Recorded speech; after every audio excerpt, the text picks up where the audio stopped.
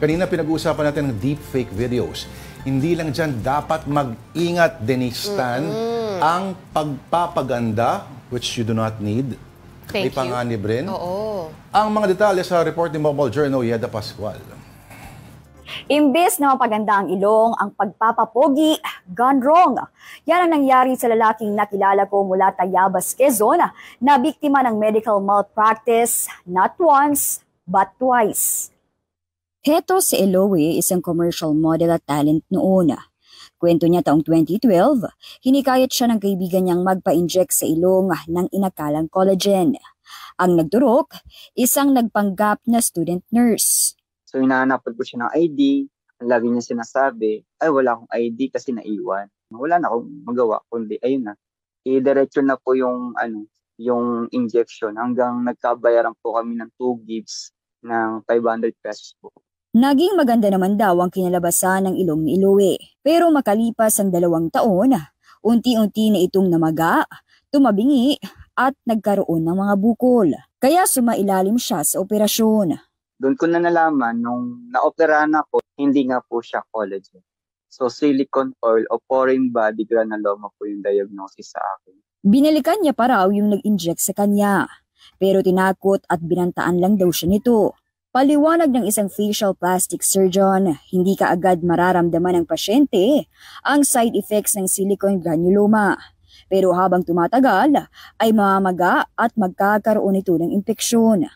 The microscopic silicone oil that was injected can again form a granuloma. So, pwedeng umulit ulit yung cycle. Nagkakaroon ng reaction yung body. Taong 2016, inisponsor naman si Eloy para magpa-rhinoplasty sa isang klinik sa Quezon City. Dito, lisensyadong doktor na ang gumawa ng kanyang ilong. Kinuhanan siya ng balat sa leeg para ilagay sa kanyang ilong. Pero makalipas ang ilang linggo, may napansin ulit si Eloy.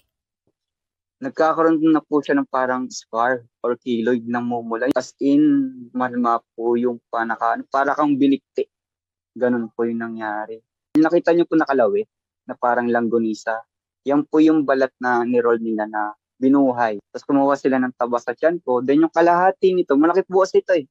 Yung kalahati nito, tinapin lang. Nakailang balik din daw siya sa klinik pero hindi na nagpapakita ang doktor.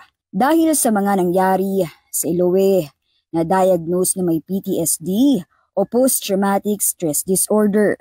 Ngayon lumapit na siya sa Philippine General Hospital o PGH sa pagbabakasakaling magawan pa ng paraan ang kanyang ilong.